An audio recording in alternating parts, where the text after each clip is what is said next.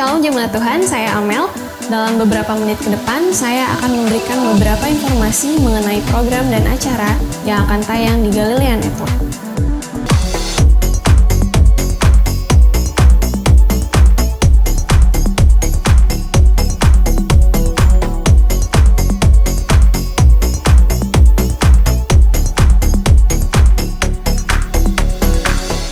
Program Ibadah Raya Minggu Galilea Community of Christ yang hadir setiap hari Minggu pagi agar kita tetap dapat beribadah selama berada di rumah.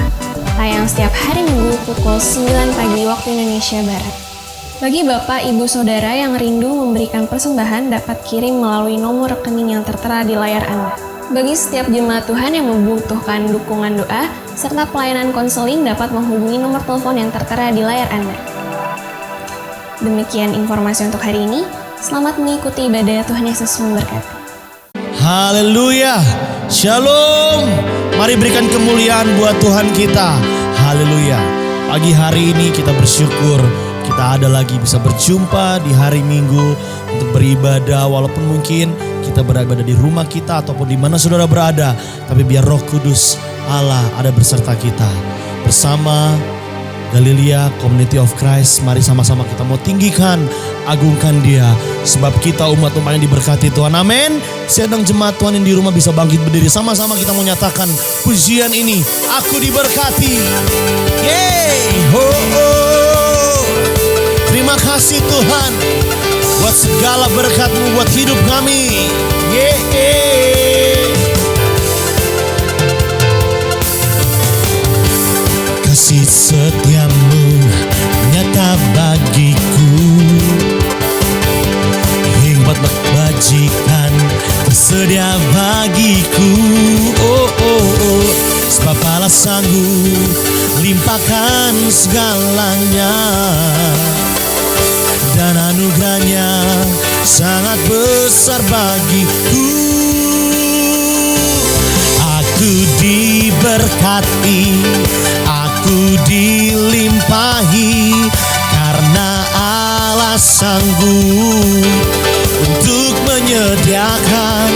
Aku diberkati, aku dilimpahi atas sempurna anugerah Tuhan bagiku. Lebih lagi dengan sukacita yang melimpah, karena Dia Tuhan memberkati saudara dan saya hari demi hari.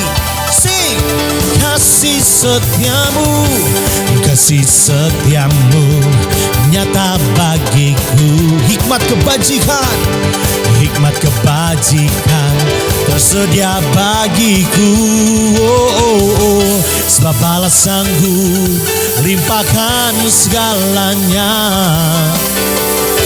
dan anugerahnya sangat besar bagiku.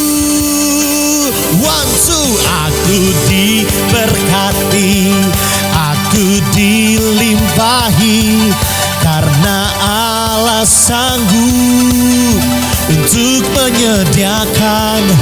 Aku diberkati, aku dilimpahi atas sempurna anugerah Tuhan bagiku. Terima kasih Tuhan. Mari tepuk tangan, berikan yang terbaik. Katakan sebab Allah sanggup. Sebab Allah sanggup limpahkan segalanya, dan anugerahnya sangat besar. Sekali lagi, sebab Allah sanggup. Sebab Allah sanggup limpahkan segalanya, dan anugerahnya sangat besar bagiku. Aku diberkati. Aku dengan iman percaya kita nyatakan pujian ini. Sanggup untuk menyediakan. Aku diberkati, aku dilimpahi atas sempurna anugerah Tuhan bagiku. Sama-sama lebih lagi katakan, aku diberkati, aku dilimpahi, karena Allah sanggup untuk menyediakan. Aku diberkati, aku dilimpahi atas sempurna anugerah Tuhan bagiku. Tuhan bagiku. Sekali lagi sama-sama dengan iman kita katakan, Tuhan bagiku. Berikan tepuk tangan yang meriah. Terima kasih Tuhan. Kami bersyukur buat setiap anugerah dan berkat-Mu. Hari ini kami mau bawa hati kami. Kami mau ekspresikan setiap kebaikan Tuhan. Sebab kuasa-Mu yang besar buat setiap hidup kami Tuhan. Makasih Tuhan. Makasih Roh Kudus. Dengan iman ku percaya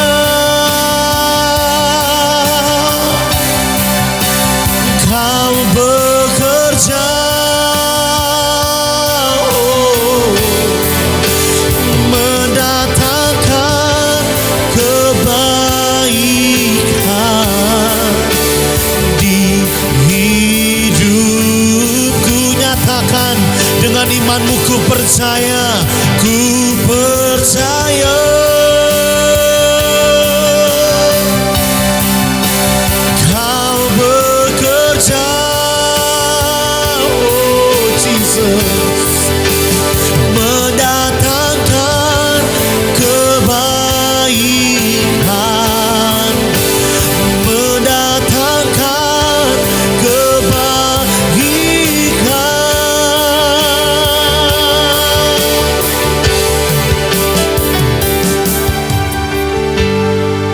Kuasa-Mu terlebih besar. Terima kasih Tuhan.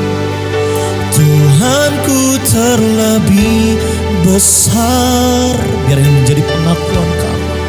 Tak pernah terlambat janji-Mu ya Tuhan, menolong hidupku.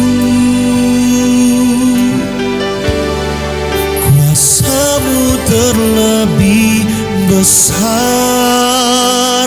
Haleluya. Tuhanku terlebih besar. Tak pernah terlambat janji-Mu ya Tuhan. Tak pernah terlambat janji. Tak pernah terlambat janji-Mu ya Tuhan. Pulihkan hidupku, pulihkan hidup kami Tuhan. Kami naikkan syukur kami buat kebaikan-Mu. Oh Yesus ajaib, terima kasih. Terima kasih Tuhan. Bawa hatimu, nyatakan kebaikannya. Oh haleluya. Yesus ajaib, Yesus ajaib.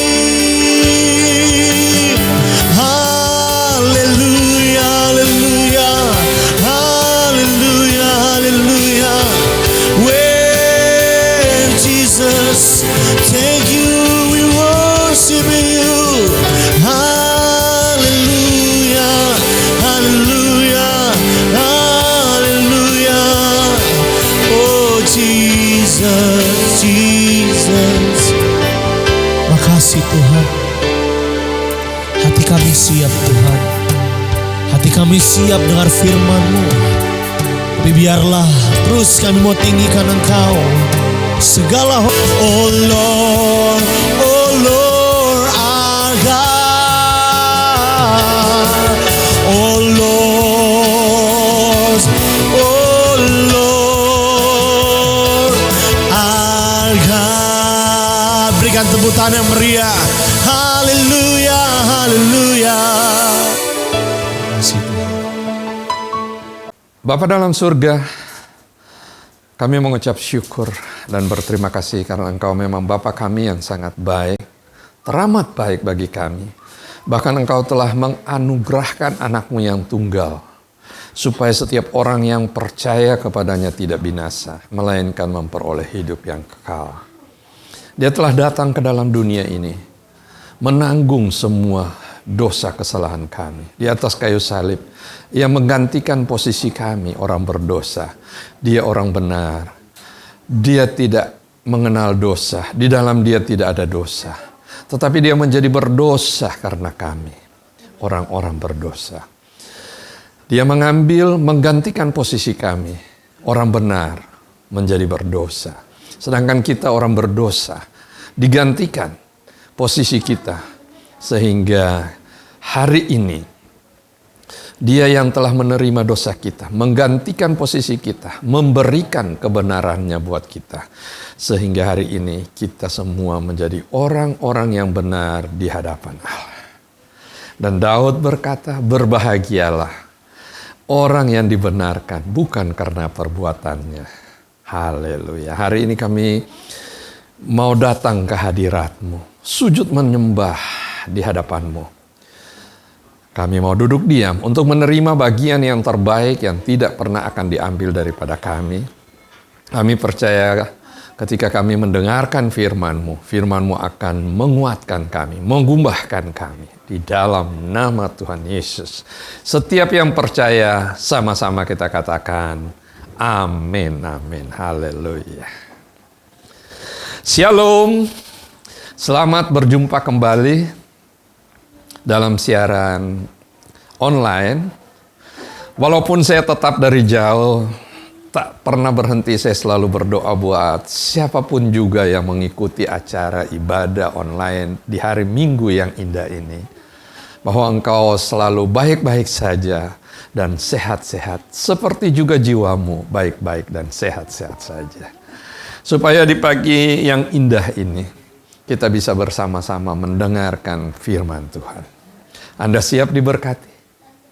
Katakan bersama saya, aku orang yang paling disayang sama Tuhan. Haleluya. Nah, hari ini kita akan belajar. Anda mau belajar? Nah, hari ini kita belajar bagaimana dan sekaligus untuk menjawab keraguan dan pertanyaan sebagian orang percaya bahwa mereka selalu bertanya, apakah orang Kristen masih bisa diguna-guna? Apakah orang Kristen masih bisa kena santet? Apakah orang Kristen masih bisa ditenun? Apakah orang Kristen masih bisa kena kutuk? Nah, hari ini kita akan belajar. Kita harus tahu kebenaran, supaya kebenaran inilah yang akan memerdekakan saudara dan saya. Kita belajar agar kita tahu jawabannya. Sudah siap diberkati? Kita lihat firman Tuhan dalam kitab Roma 4 ayat 5. Saya bacakan. Kitab Roma 4 ayat 5 mengatakan demikian. Tetapi kalau ada orang yang tidak bekerja, namun percaya kepada Dia yang membenarkan orang durhaka, imannya diperhitungkan menjadi kebenaran. Jadi dikatakan kalau ada orang yang tidak bekerja, dengan kata lain kalau ada orang yang tidak melakukan sesuatu, tidak melakukan sesuatu apapun di hadapan Allah untuk bisa diterima sebagai kebenaran. Dia tidak berbuat, melakukan sesuatu, karena sesungguhnya dia juga tahu apa sih yang mau dilakukan. Tidak ada yang bisa dilakukan untuk dia bisa memperoleh kebenaran. Karena memang melainkan dia hanya percaya kepada Allah yang membenarkan orang durhaka. Maka imannya, iman yang semacam inilah yang akan diperhitungkan sebagai kebenaran. Betul? Ketika Allah menemukan iman yang semacam itu, maka Allah akan memperlakukan orang itu sebagai orang benar. Sekali lagi, kalau Anda bertanya iman orang yang bagaimanakah yang Allah perhitungkan sebagai kebenaran?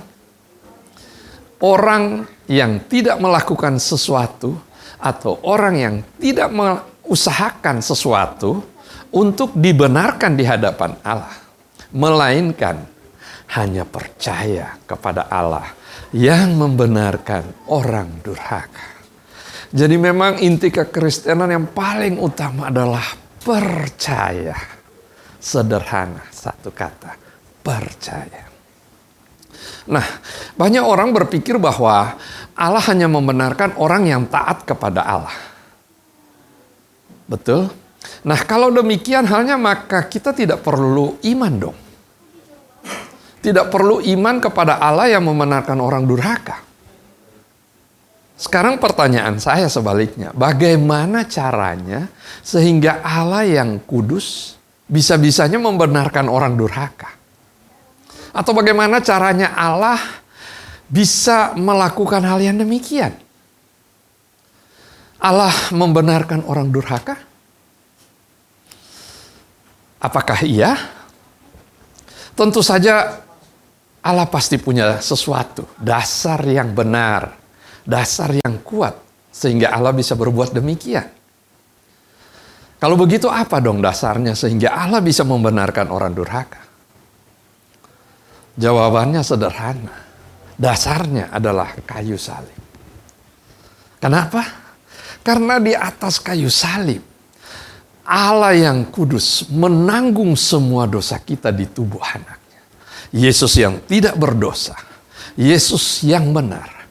Yesus orang kudus.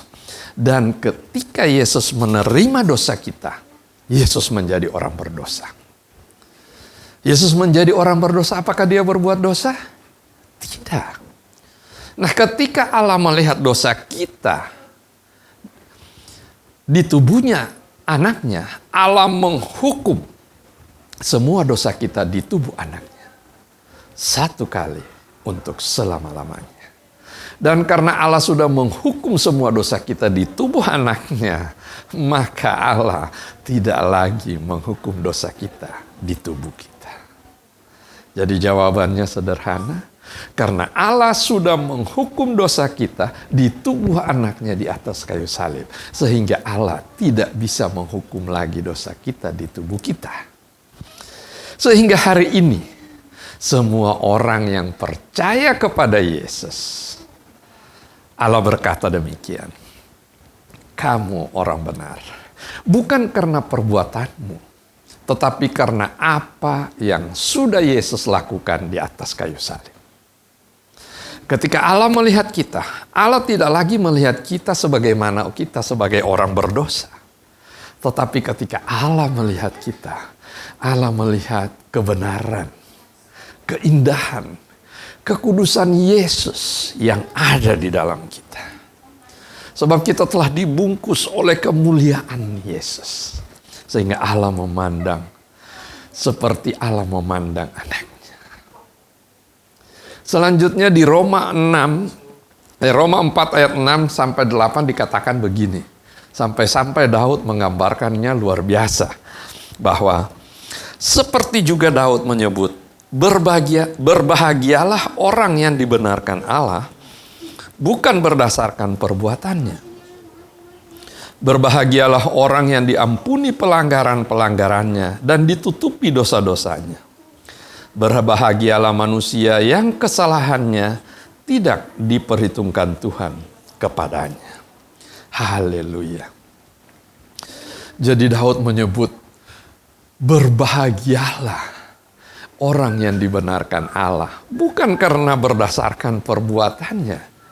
Nah, kalau Anda bisa melihat sebetulnya siapa sih yang dimaksud Daud di dalam hal ini.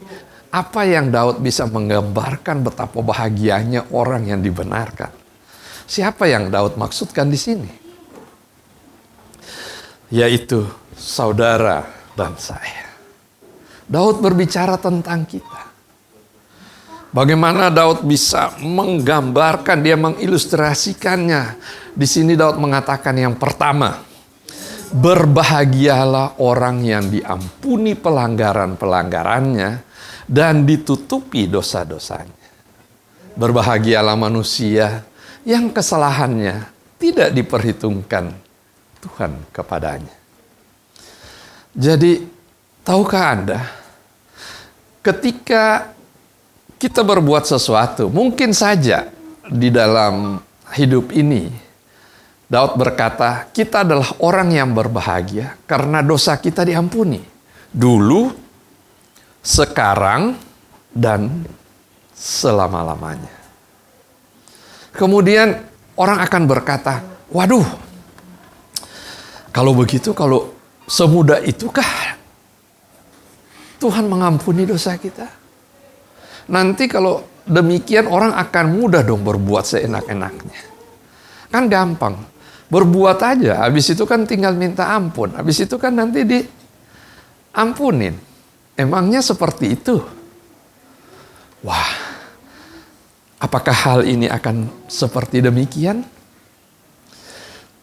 Jawabannya tidak. Tahukah saudara apa yang Yesus katakan? Kalau kamu tahu dosamu yang banyak diampuni, maka kamu akan mengasihi aku lebih lagi. Alkitab mengatakan, kita berbahagia karena dosa kita diampuni.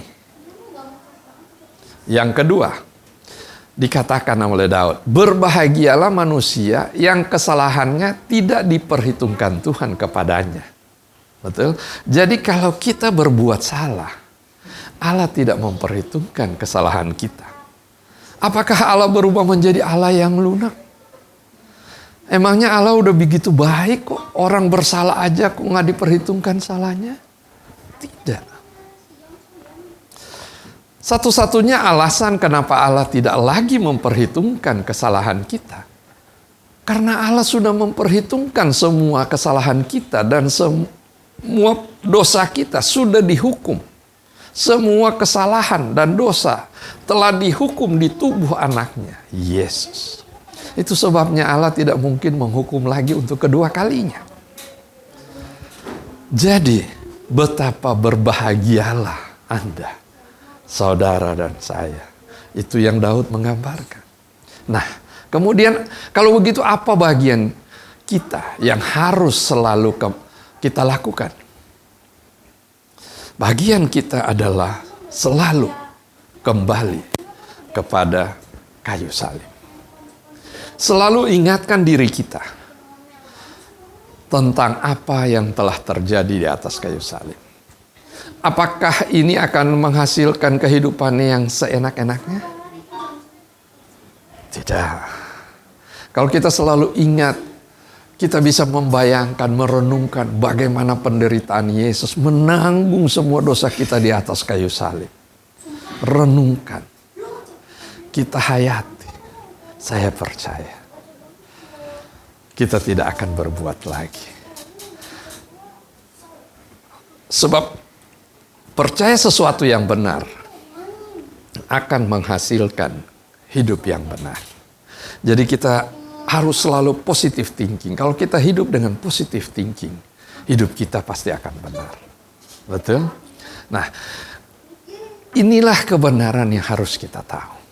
Kita harus tahu jati diri kita. Kenapa? Kalau kita tidak mengerti kebenaran ini, maka kita tidak bisa hidup di dalam kehidupan kekristenan yang sesungguhnya. Kita harus tahu siapa diri kita yang sesungguhnya di dalam Yesus.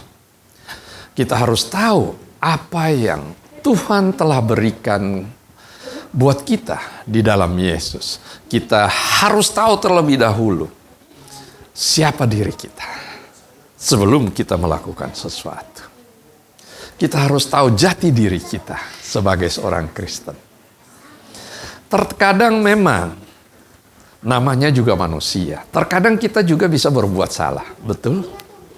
Terkadang kita suka berbuat sesuatu yang tidak benar di dalam hidup ini. Tetapi percayalah, ini bukan karena kita, bukan kita yang sesungguhnya. Kita harus tahu siapa diri kita yang sesungguhnya. Kita adalah orang yang benar dan kudus dan tidak bercacat di dalam Kristus. Jadi, apa yang bisa dilakukan? Tidak ada yang bisa mengubah kita sebagai status orang benar di hadapan Tuhan. Jadi, ketika kita berbuat sesuatu yang salah, berbuat sesuatu yang tidak benar, selalu cepat mengingatkan. Dan saya percaya, ketika kita, Roh Kudusnya pasti akan ada di dalam kita untuk mengingatkan kita. Wah, kamu tadi sudah beginilah. Kita cepat-cepat ingat. Kemudian kita tahu jati diri kita. Saya orang benar loh. Sebagai orang benar, saya jangan berbuat begitu dong. Jadi, namanya juga kehidupan. Tidak bisa dipungkiri Anda bisa berbuat salah, saya juga bisa berbuat salah. Tetapi itulah perbedaan. Kalau kita ada di dalam Yesus, kita tahu jati diri kita sebenarnya di dalam Yesus. Kita bisa cepat mengontrol diri, kita bisa cepat berubah, kita cepat tahu, wah saya tadi sudah berbuat salah. Hati Roh Kudus pasti akan mengingatkan kita. Sehingga dari hari ke hari kita berubah.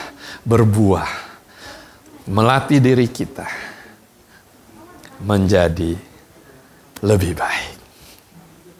Itu sebabnya kalau kita tahu jati diri kita akan hidup benar dan kita bisa mengatasi kehidupan ini.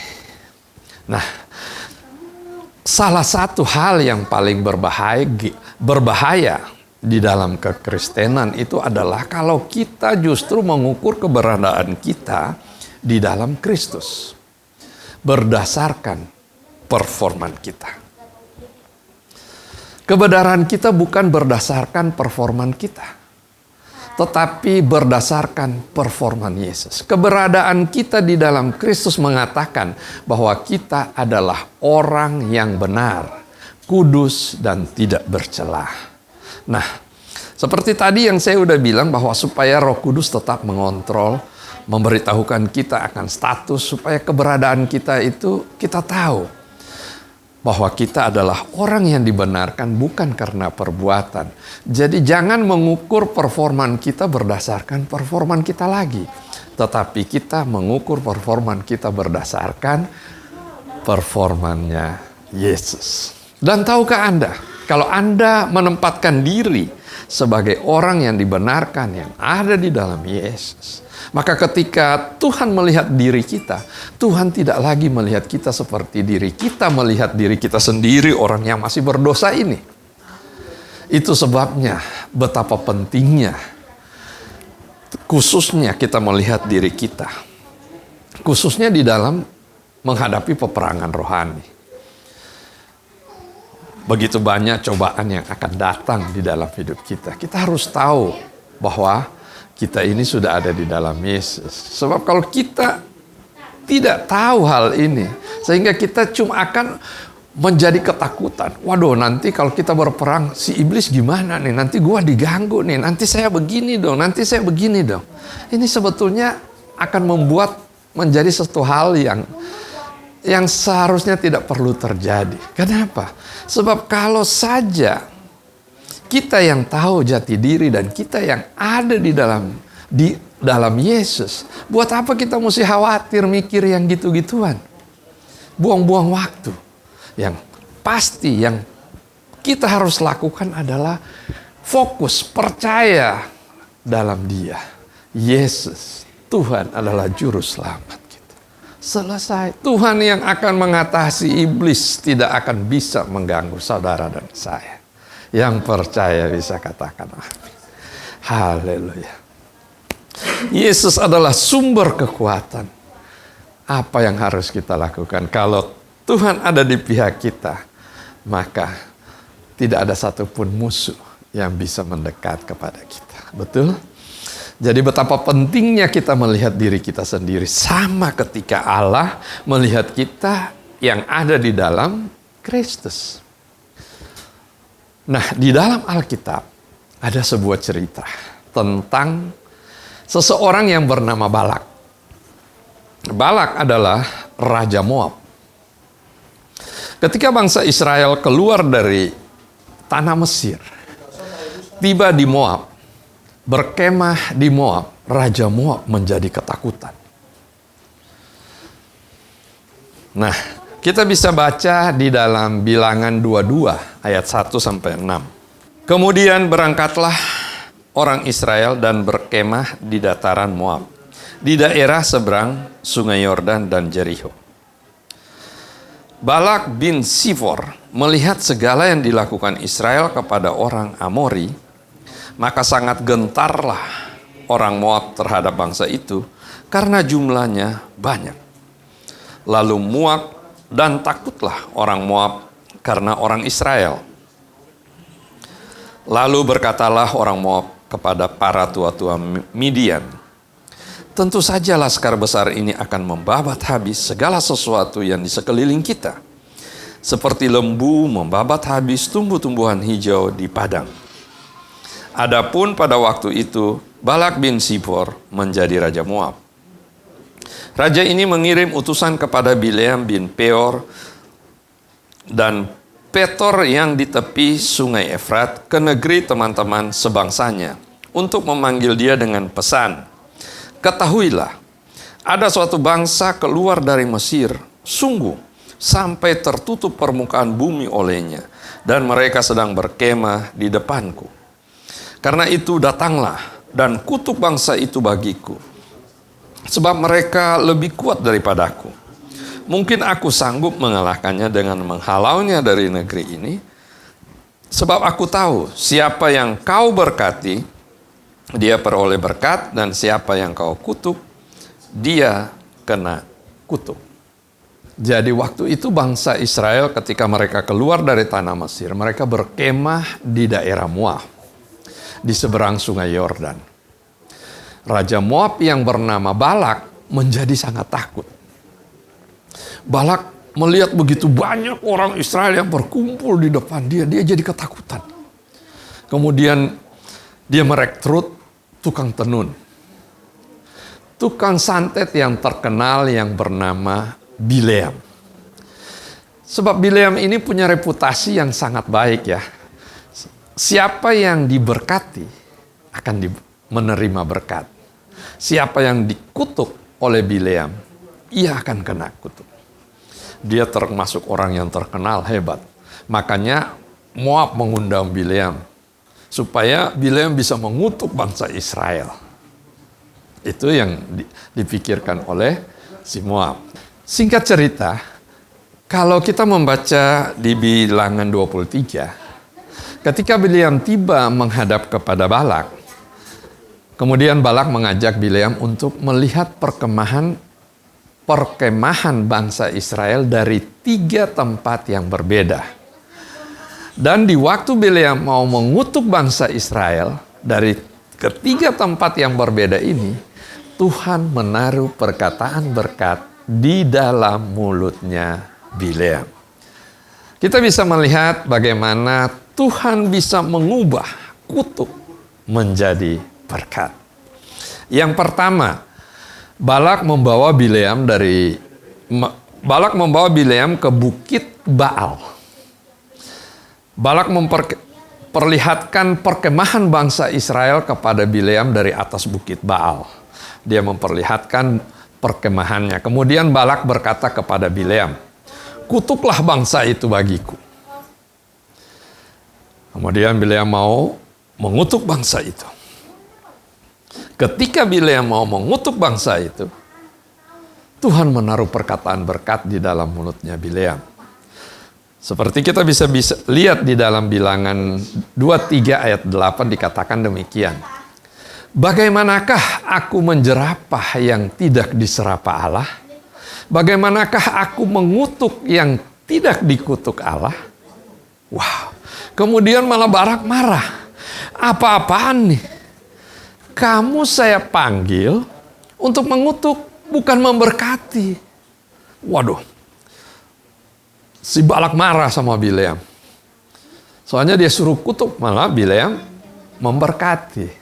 Kemudian yang kedua, Balak membawa Bileam ke padang pengintai. Balak kembali memperlihatkan perkemahan bangsa Israel kepada Bileam. Nah, pikir si Balak, mungkin dari tempat ini Bileam bisa mengutuk bangsa Israel. Kemudian Balak berkata kepada Bileam, kutuk bangsa ini bagiku. Nah, waktu Bileam mau mengutuk bangsa ini, Tuhan kembali menaruh perkataan berkat di mulutnya Bileam. Kemudian, ketahuilah, aku mendapat perintah untuk memberkati, dan apabila dia memberkati, maka aku tidak dapat membalikannya. Sebab tidak ada mantra yang mempan terhadap Yakub, ataupun tenunan yang mempan terhadap Israel. Anda bisa baca itu di dalam Bilangan 23, 20 dan 23. Jadi, sekali lagi dikatakan bahwa tidak mungkin saya membalikannya. Kalau Tuhan sudah memberkati saudara dan saya, tidak mungkin lagi ada yang bisa membalikannya. Wow, luar biasa kan? Sekali lagi, biar Anda puas, saya bacakan lagi, dikatakan begini. Ketahuilah, aku mendapat perintah untuk memberkati. Dan apabila dia memberkatimu, maka aku tidak akan dapat membalikannya. Sebab tidak ada mantra yang mempan terhadap Yakub, ataupun tenunan yang mempan terhadap Israel. Kabar baik? Kabar baik buat saudara dan saya. Inilah jawaban dari awal yang dipertanyakan kebanyakan orang. Kabar baiknya adalah bahwa kutuk, mantra, santet, tenunan, tidak ada yang mempan kepada saudara dan saya. Kenapa? Karena kita adalah orang-orang yang sudah diberkati. Ayat 20 tadi mengatakan, kalau Tuhan sudah memberkati kita, maka tidak ada satupun yang bisa membalikannya. Haleluya. Yang percaya bisa katakan amin. Jadi sekali lagi, inilah jawabannya. Bahwa orang Kristen, kita tidak akan lagi bisa kena kutuk, bisa dimantra atau disanten, karena Tuhan sudah memberkati kita. Jadi, dengan kata lain di sini Bileam mewakili si iblis. Kemudian iblis berkata kepada kita, sini, kamu tahu nggak? Kamu sudah diberkati. Karena kamu sudah diberkati, saya nggak mampu membalikannya. Si iblis tidak bisa membalikannya. Musuh tidak bisa membalikannya. Siapapun tidak ada yang bisa membalikannya. Jadi si iblis, saya tidak bisa membalikan kamu. Saya tidak bisa mengganggu kamu lagi loh. Karena Tuhan sudah melindungimu. Haleluya. Itulah yang dikatakan Daud, berbahagialah saudara dan saya.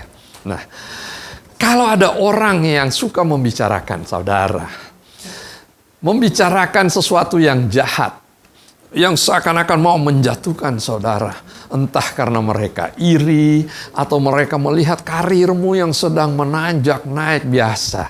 Orang selalu suka iri. Melihat seseorang yang sedang naik daun, sukses, berhasil, pasti ada orang yang iri. Loh, kok dia bisa naik daun ya? Jangan-jangan dia begini ya, dia begitulah ya. Apa aja, ada saja orang yang suka menjelekan saudara. Hari ini saya mau ingatkan saudara, jangan takut. Ingat baik-baik, tidak ada yang bisa menjatuhkan saudara dan saya. Kenapa? Alkitab mengatakan, bersatu jalan mereka menyerang engkau, maka bertujuh jalan mereka akan lari dari kepadamu. Sebab kita telah diberkati. Kita diberkati, kita dilindungi.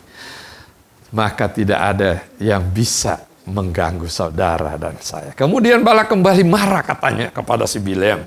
Balak, hai, saya bawa kamu ke sini, ke bukit Baal, kamu berkatin. Saya bawa kamu ke bukit pengintai, kamu berkatin. Lah, apa sih maumu? Saya kan ngajak kamu, memanggil kamu untuk mengutuk mereka dong. Kalau kamu tidak mengutuk mereka sih it's okay, nggak apa-apa. Tapi tolong jangan sekali-kali kamu memberkati mereka loh. Gimana sih kamu ini orang kamu saya panggil supaya mengutuk mereka tapi malah kamu memberkati mereka. Marah. Itulah yang bisa setan lakukan. Mengaung aja, marah aja. Kemudian Balak pikir udah dah. Tadi yang pertama gue udah bawa dia di Bukit Baal. Kemudian yang kedua saya bawa dia di padang pengintai. Tapi dia mungkin si Balak bilang, kalau begitu saya bawa lagi kamu ke tempat yang ketiga nih. Kemudian Balak membawa Bileam ke gunung Peor. Balak kembali diperlihatkan perkemahan bangsa Israel kepada Bileam. Kemudian Balak berpikir, mungkin dari tempat ini Bileam pasti bisa nih. Bileam bisa mengutuk bangsa Israel. Ini tempat terakhir nih gue bawa. Kemudian Balak berkata, kutuk bangsa ini bagiku. Diperintah lagi kepada Bileam untuk mengutuk bangsa ini. Nah, apa yang terjadi? Untuk yang ketiga kalinya, Bileam tidak mengutuk lagi bangsa Israel. Malah Bileam langsung memberkati bangsa Israel. Kita bisa lihat di dalam Bilangan 24 ayat 1 dan 2. Bilangan 24 ayat 1 dan 2. Ketika dilihat Bileam bahwa baik di mata Tuhan untuk memberkati Israel, ia tidak mencarikan pertanda lagi seperti yang sudah-sudah. Tetapi ia menghadapkan mukanya ke arah padang gurun. Ketika Bileam memandang ke depan dan melihat orang Israel berkemah menurut suku mereka, maka roh Allah menghinggapi dia. Wow. Jadi di sini dikatakan bahwa Bileam memandang ke depan dan melihat perkemahan bangsa Israel menurut suku-suku mereka. Nah, kita bisa lihat gambarannya ya. Jadi di sini kita akan memperlihatkan gambarannya, di mana yang pertama yang ada adalah di tengah-tengahnya itu yang pertama adalah kemah pertemuan. Nah, untuk kemudian mereka akan diatur menurut suku-suku bangsa mereka. Kita akan bisa membaca ini lebih detail di bilangan 2.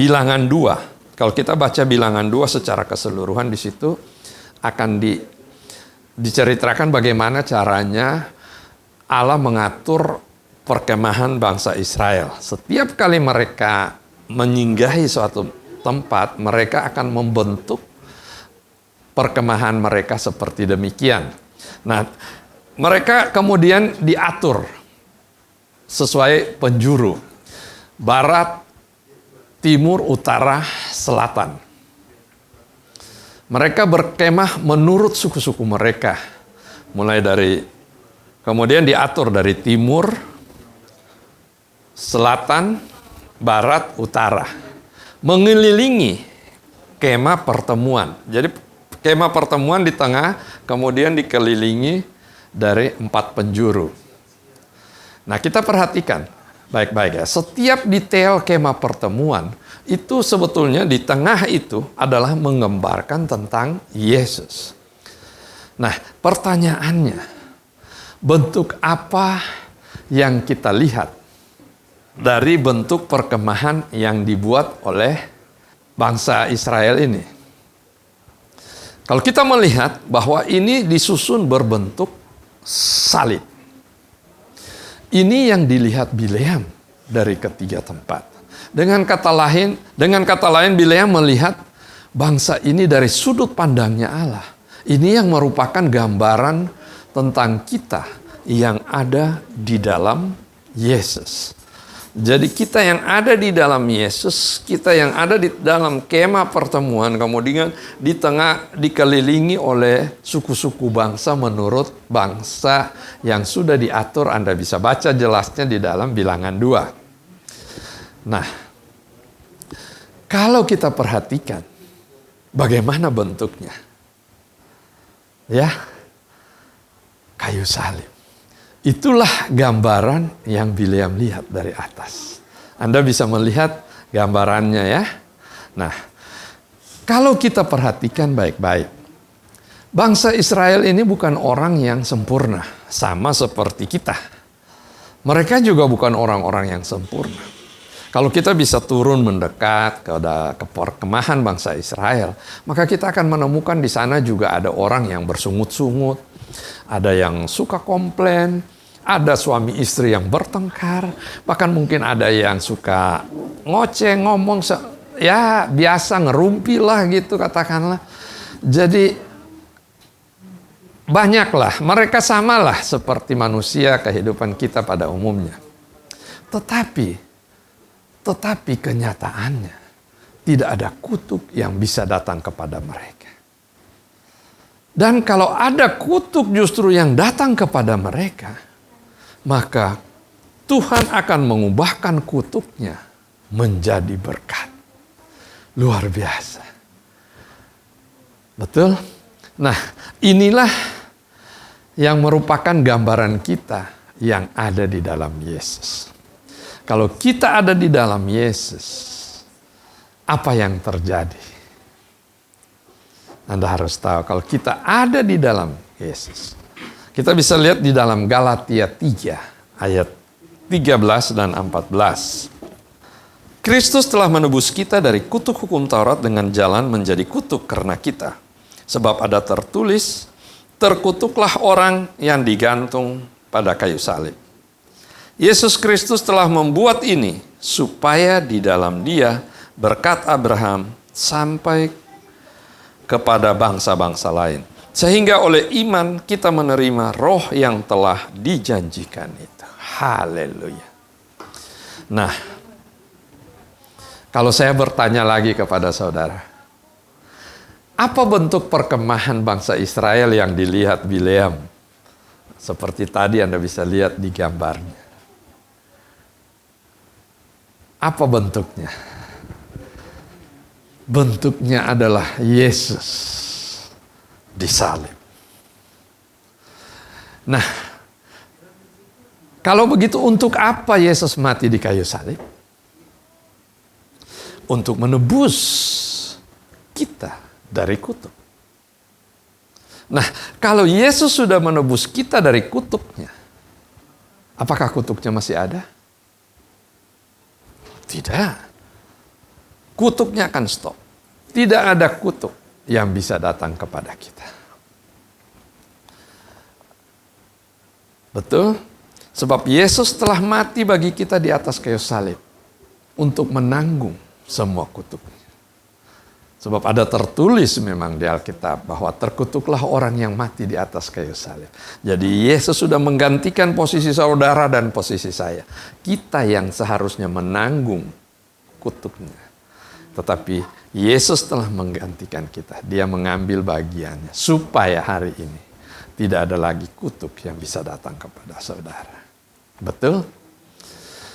Jadi kenapa Yesus mati untuk menebus kita dari kutuk? Seperti yang sudah tadi dikatakan di ayat 14 tadi dikatakan supaya di dalam Dia berkat-berkat Abraham bisa sampai kepada kita. Betul, itu sebabnya hari ini kabar baik selalu buat saudara dan saya. Kalau kita percaya kepada Yesus, kalau kita ada di dalam Yesus, tidak ada lagi kutuk yang bisa datang kepada kita. Yang bisa datang kepada kita hanyalah berkat. Kalau ada kutuk yang mau datang kepada kita, maka Tuhan mengubah semua kutuknya menjadi berkat. Menjadi berkat yang berlimpah di dalam hidup saudara dan saya. Haleluya. Yang percaya, katakan amin.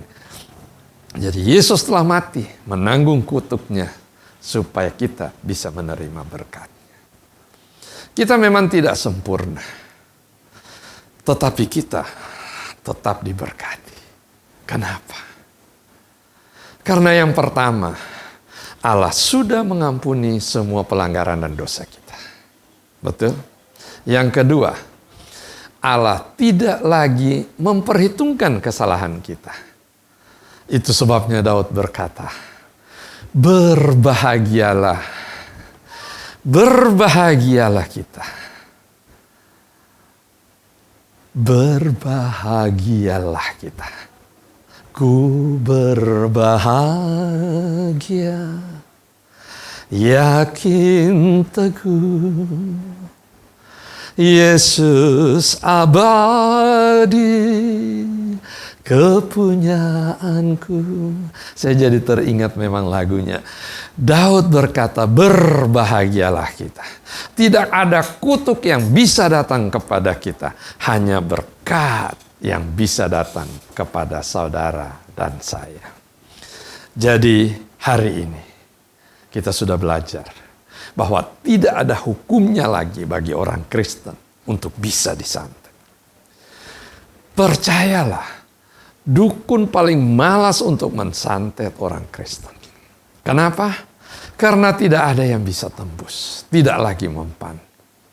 Bahkan yang bisa terjadi adalah kebalikan, bisa terbalik. Dan tidak ada kutuk yang bagi kita orang yang bisa dikutuk. Dan tidak ada hukumnya orang Kristen juga bisa disumpahin. Karena kalau orang sampai menyumpahin kita, sumpahnya akan berbalik.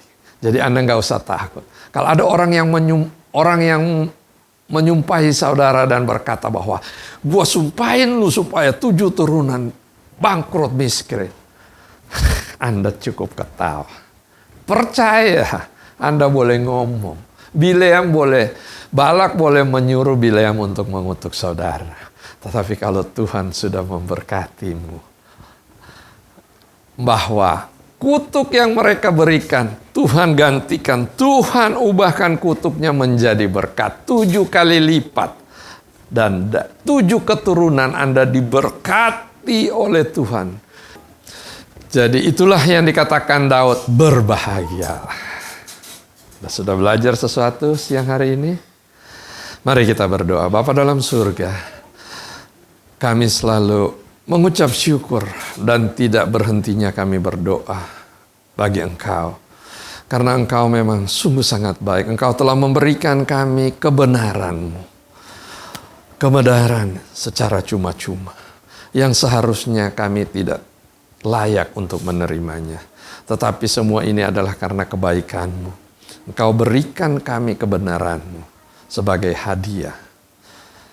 Inilah tanda kasih-Mu. Kasih karunia-Mu yang Engkau curahkan bagi kami. Anak-anak yang Engkau kasihi. Terima kasih Tuhan. Bahkan kami telah belajar hari ini. Bahwa kalau Engkau sudah memberkati kami, tidak akan ada satupun kutuk,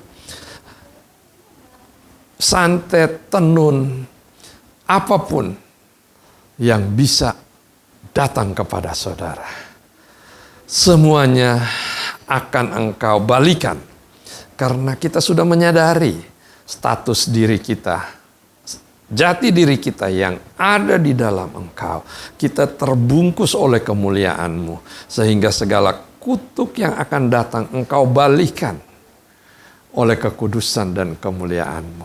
Sehingga hari ini kami tahu jawabannya. Sebagai orang Kristen, kami tidak akan lagi bisa disantet, bisa diguna-guna, dan lain sebagainya. Terima kasih Tuhan. Perlindungan yang sempurna dari Engkau senantiasa selalu menyertai kami. Darah-Mu tercurah untuk melindungi, untuk memberkati kami. Terima kasih Tuhan. Engkau sungguh Tuhan kami yang sangat baik. Di dalam nama Tuhan Yesus kami berdoa. Haleluya. Semua yang percaya sama-sama kita katakan amin, amin, amin. Haleluya. Puji Tuhan, saudara, kita sudah dengar firman Tuhan, pastinya sudah diberkati dan dijamah. Tiba saatnya kita mau makan dan minum tubuh dan darah Kristus. Siapkan hatimu. Makasih Tuhan. Sama-sama kita angkat pujian dengan rasa syukur kita. Karena kasih-Mu yang selamatkanku, menyucikan dan menebus hidupku.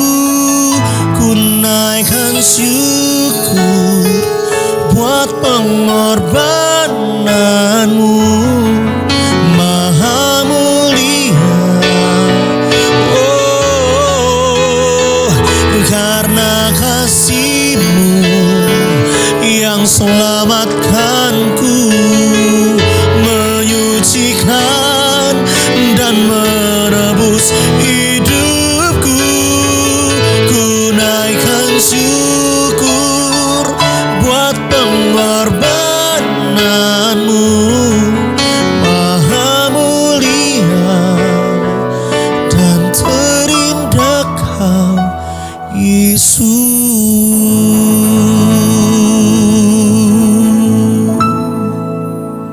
Saya mengundang Bapak Ibu Saudara yang terkasih untuk kita bisa masuk di dalam perjamuan kudus, agar kita bisa mempersiapkan elemennya untuk kita sama-sama melakukan perjamuan kudus. Saya mengundang Bapak Ibu Saudara yang terkasih untuk kita bangkit berdiri. Firman-Nya mengatakan barang siapa yang makan tubuhnya dan minum darahnya, ia akan memperoleh hidup yang kekal. Hidup yang sama yang dimiliki oleh Yesus di dalam surga. Hidup yang tidak ada sakit penyakit. Hidup yang diberkati. Hidup yang tidak berkekurangan. Kita yang menyatu dengan tubuhmu, menyatu dengan darahmu, hidup kami akan dikuatkan. Hidup kami akan disempurnakan. Kita angkat rotinya saja dulu, rotinya. Bersama dengan iman kita berdoa. Inilah roti yang turun dari surga. Inilah tubuh Tuhan Yesus Kristus yang tergantung, tertikam di atas kayu salib. Yang pertama, yang memberikan kami bersama keluarga hidup kekal di dalam kerajaan surga. Yang kedua, yang menyempurnakan tubuhku sehat sempurna, yang menyempurnakan jiwa dan roh kami, agar kami bersama keluarga dibangkitkan pada akhir zaman. Tubuhmu tertikam, tertombak, engkau hancur-hancuran di atas kayu salib. Sesungguhnya engkau sedang menanggung semua sakit penyakit kami. Kalau engkau sudah menanggung semua sakit penyakit kami, artinya hari ini tidak boleh ada satupun penyakit di tubuh kami. Oleh bilur-bilur-Mu, semua sakit penyakit kami disembuhkan. Dalam nama Tuhan Yesus, inilah tubuh Tuhan Yesus Kristus. Kita makan, inilah tubuh Tuhan Yesus Kristus. Lalu ia mengambil cawan, mengucap syukur, dan memberikannya kepada mereka dan berkata, minumlah kamu semua dari cawan ini, sebab inilah darahku, darah perjanjian, yang ditumpahkan bagi banyak orang untuk pengampunan dosa. Kita angkat anggurnya, bersama kita ucapkan, inilah darah Tuhan Yesus Kristus yang tercurah di atas kayu salib, sebagai perjanjian yang baru, yang kekal, yang pertama, yang memberikan pengampunan atas semua dosa-dosa kami, memberikan pengampunan atas semua kesalahan dan pelanggaran kami. Darah-Mu tercurah di atas kayu salib, menguduskan, membenarkan kami di hadapan-Mu satu kali untuk selama-lamanya. Karena kami sudah dikuduskan dan dibenarkan oleh darah-Mu, kami dilayakkan untuk menerima semua berkat, semua warisan milik orang benar dan orang-orang kudus. Dalam nama Tuhan Yesus, inilah darah Tuhan Yesus Kristus. Kita minum, inilah darah Tuhan Yesus Kristus.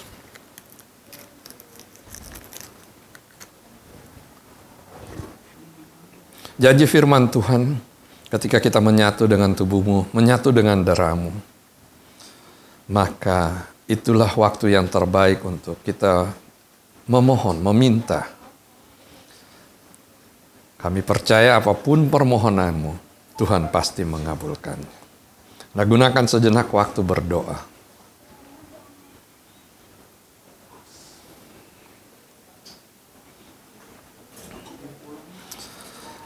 Kemudian kalau ada yang punya minyak, saya akan berdoa untuk minyak urapan. Kita angkat minyaknya bersama, kita berdoa. Inilah minyak urapan dalam nama Bapa, Putra, dan Roh Kudus. Inilah minyak urapan untuk memuliakan Tuhan, memuliakan manusia. Sesuai firman-Nya dalam Markus 6 ayat 12-13. Minyak urapan punya kuasa mengusir setan. Punya kuasa ilahi untuk menyembuhkan. Dioleskan di tubuh orang yang sakit disembuhkan. Inilah minyak urapan untuk memuliakan Tuhan, memuliakan manusia. Dalam nama Bapa, Putra, dan Roh Kudus, inilah minyak urapan. Bapa dalam surga, Engkau Bapa kami yang sangat baik. Hari ini kami telah belajar banyak. Bagaimana Engkau telah mengajarkan kepada kami bahwa tidak perlu yang banyak yang harus kami lakukan untuk mencari dengan kemampuan kami. Tetapi yang harus kami lakukan yang pertama adalah percaya. Percaya kepada Allah yang membenarkan orang durhaka. Atau percaya kepada Allah yang membenarkan orang yang berdosa. Sehingga kepercayaan kami, dengan iman kami percaya, maka Engkau akan membenarkan kami. Dan karena kami sudah menjadi orang yang benar di hadapan-Mu, bukan karena Tuhan itu lembek, bukan karena Dia tidak adil, tetapi karena sesungguhnya Ia telah menggantikan posisi kita dengan tubuh anaknya. Dia telah memberikan tubuh pengganti, menghukum semua dosa kesalahan kita. Sehingga hari ini kita dibenarkan. Itulah dasar yang benar yang telah dilakukan Allah buat saudara dan saya. Bukan saudara mendapatkan itu dengan murah dan seenaknya. Murah bagi kita, tetapi mahal bagi Bapa. Karena Dia harus mengorbankan anaknya untuk menebus saudara, memberikan kebenaran kepada saudara dan saya di hari ini. Jadi sekali lagi, bukannya murah, harganya teramat mahal. Bapa memberikan anaknya untuk menggantikan saudara dan saya. Renungkanlah karya sempurna yang telah Dia lakukan di atas kayu salib. Supaya kita selalu bisa hidup dan tahu jati diri kita. Kita sudah ada di dalam Dia. Kemuliaan Dia yang membungkus kita. Sehingga kalau kita bisa berbuat kesalahan, bisa melakukan perbuatan yang salah di dalam kehidupan kita sehari-hari, kita selalu ingat, Dia telah menebus kita. Maka kita akan cepat sadar untuk melakukan yang terbaik. Dan terbaik supaya dari hari ke hari hidup kita akan lebih diubahkan, disempurnakan. Kemudian kita tahu bahwa kita yang hidup ada di dalam Dia. Kita terbungkus oleh kemuliaan-Nya. Sehingga Dia akan memberkati kita, menjaga, melindungi. Kalau Tuhan sudah membentengi kita, sudah menjaga kita. Dengan kepaknya Dia membungkus kita, di bawah sayapnya kita berlindung. Maka semua yang jahat tidak akan bisa datang kepada saudara. Semua yang jahat, santet, kutuk, virus COVID-19 sekalipun tidak akan bisa mendekat ke kemahmu. Karena Dia telah memerintahkan beribu-ribu malaikatnya untuk melindungi dan menjaga saudara dan saya. Terima kasih Tuhan. Saya percaya hari ini, siapapun dia yang mengikuti ibadah online, dimanapun mereka berada, mereka Engkau lindungi. Mereka semua telah Engkau berkati. Dan kalau Engkau sudah memberkati mereka, maka segala kutuk, santet, tenun tidak akan ada yang bisa sampai kepada tubuh mereka. Sebab kalau Engkau sudah memberkati, iblis tidak dapat membalikan. Haleluya. Terima kasih ya Tuhan. Atas semua kebaikan-Mu, kami juga berdoa buat bangsa negara kami. Agar Engkau melindungi bangsa ini dari semua gangguan, perusuh, pengacau yang mengganggu dengan bangsa ini. Engkau berkati bangsa Indonesia kami yang tercinta.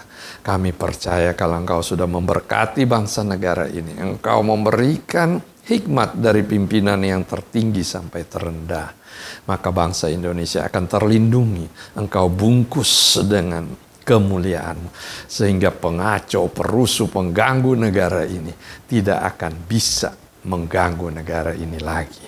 Indonesia akan menjadi negara yang makmur, sentosa, damai, sejahtera, sukses mensejahterakan seluruh rakyatnya. Haleluya, terima kasih ya Tuhan. Dan angkat kedua tanganmu dan terimalah berkat dari surga. Tuhan Yesus memberkati dan melindungi saudara di hari Minggu yang indah ini, dimanapun engkau berada.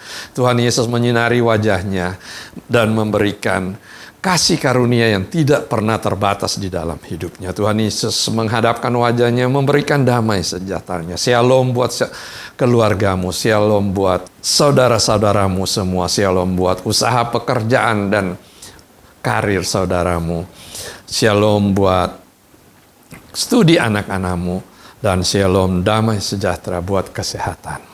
Terimalah berkat, rahmat, kasih anugerah dari Allah Bapa di surga dalam persekutuan dengan Roh Kudus sampai dengan Tuhan Yesus datang kedua kali, Maranatha, menjemput saudara dan saya masuk dalam kerajaan yang kekal.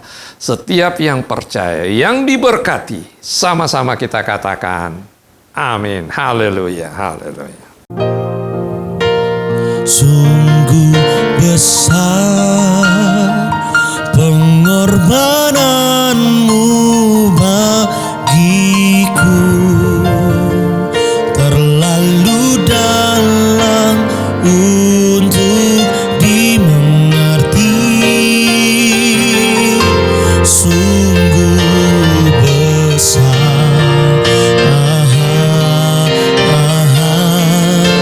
sungguh indah yang kau pikirkan tentangku,